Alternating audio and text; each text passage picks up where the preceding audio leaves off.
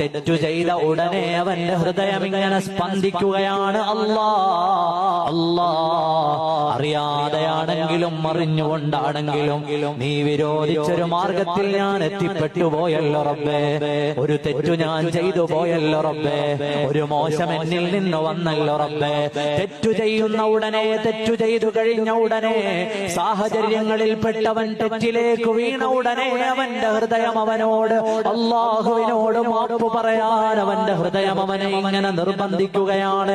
അവൻ ഖേദം കൊണ്ട് പരവശനാവുകയാണ്.